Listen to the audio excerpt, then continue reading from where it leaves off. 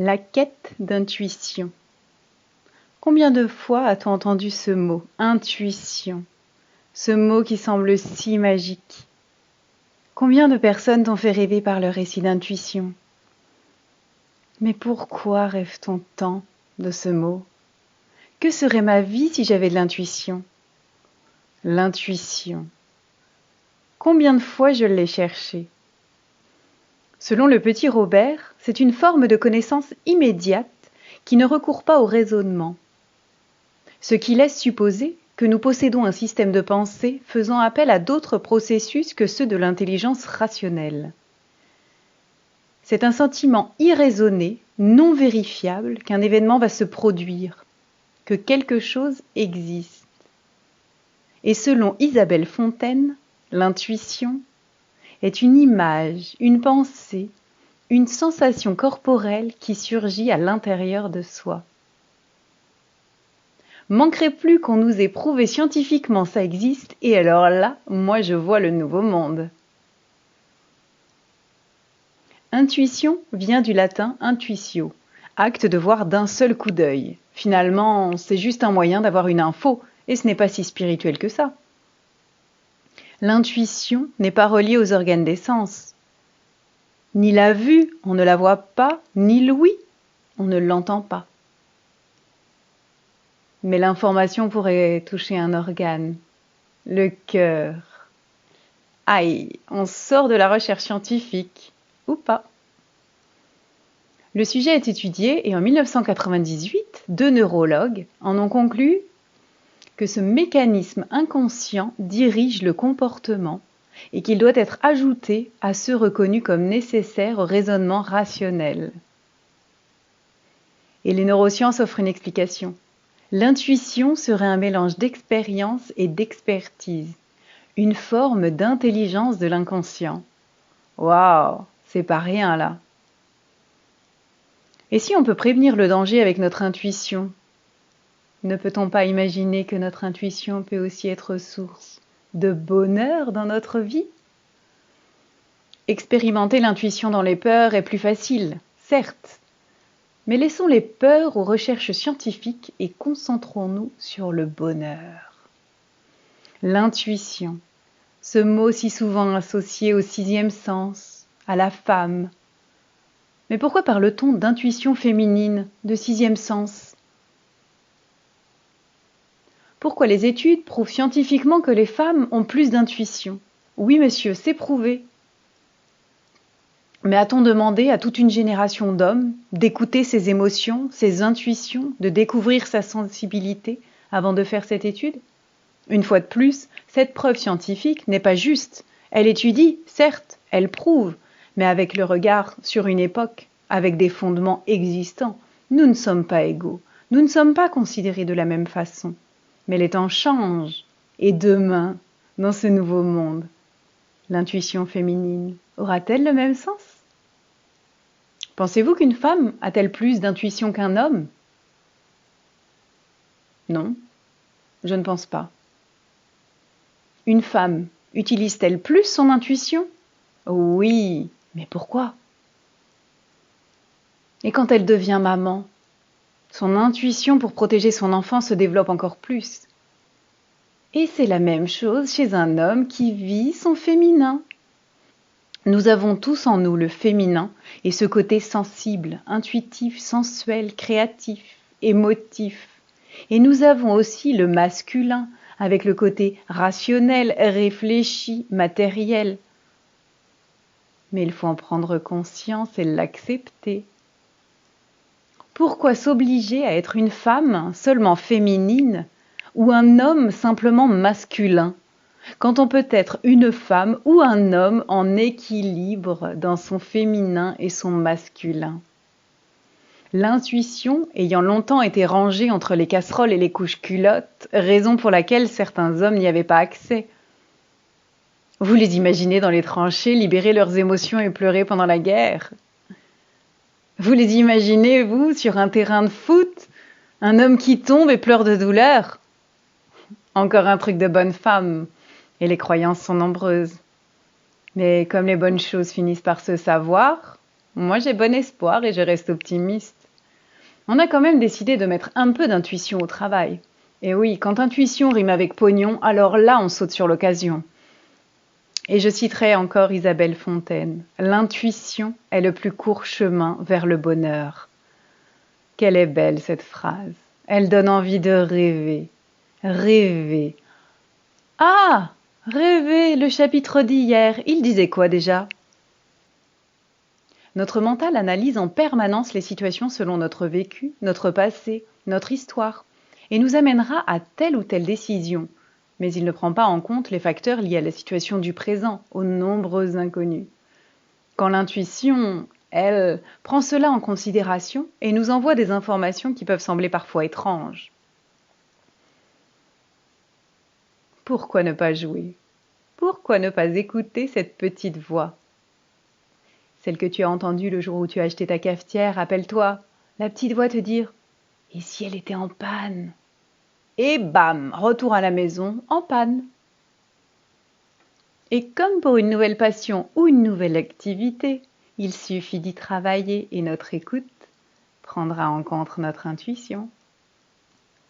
Bien sûr, l'hypersensible sera plus facilement connecté à ses émotions, donc à son intuition. Mais comme on apprend à se servir d'une perceuse ou à faire des crêpes, alors on peut apprendre à écouter sa sensibilité et son intuition.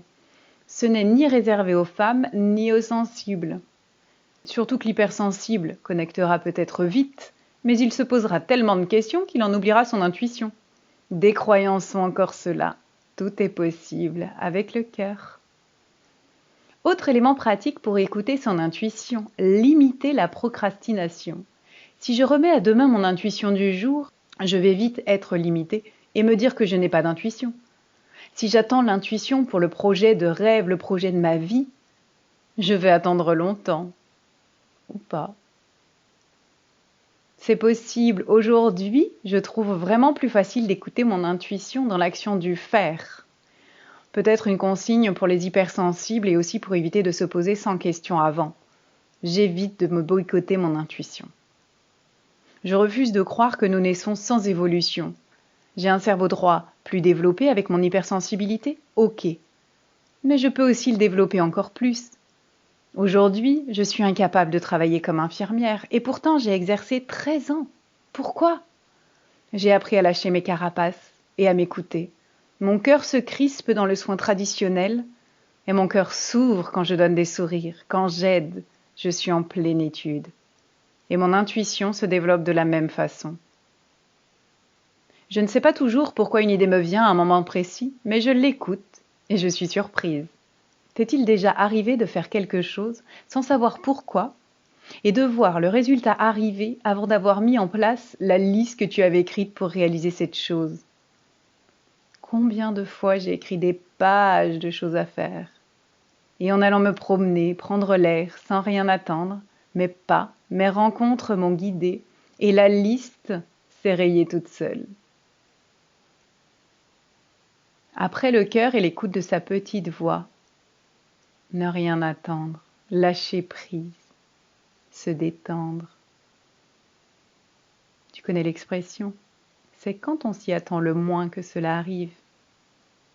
Les neurosciences étudient les intuitions, c'est un pas. Mais n'attends pas une preuve scientifique ou un traitement favorisant l'intuition. Tu as déjà tout en toi. Écoute-toi, aime-toi. C'est encore le cercle vertueux. Estime-toi, aie confiance en toi. S'aimer, croire en ses rêves, croire en son intuition, croire en soi, c'est le cercle vertueux du bonheur. Et maintenant, pour t'aider à écouter ton intuition, je vais te proposer une méditation. Prends le temps de t'installer confortablement. Et quand tu seras prêt, tu peux fermer les yeux.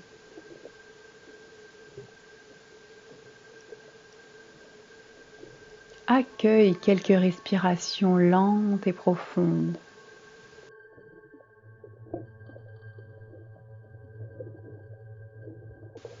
Et sur chaque expiration, Prends le temps de lâcher ton mental.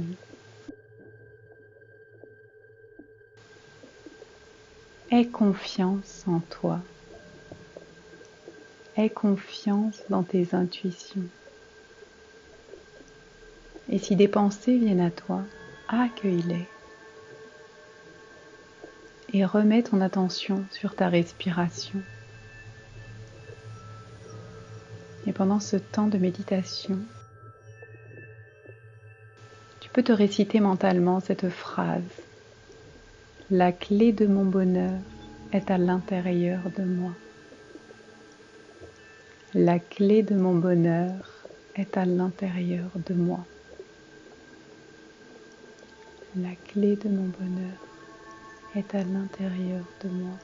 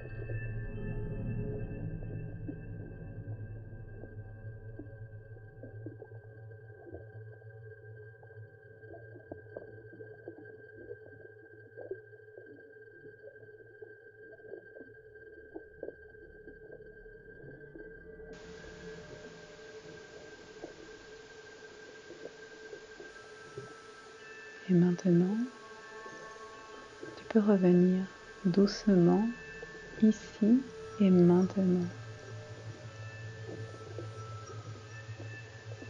Prends le temps de quelques respirations lentes et profondes pour revenir à toi.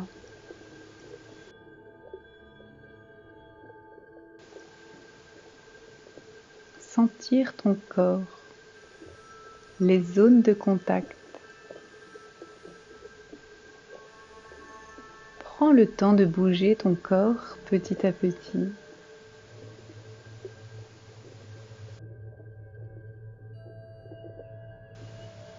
Et quand tu seras prêt,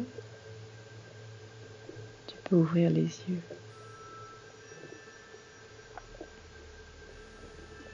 Et tout au long de la journée, accueille tes intuitions et continue de vibrer la phrase suivante. La clé de mon bonheur est à l'intérieur de moi. La clé de mon bonheur est à l'intérieur de moi.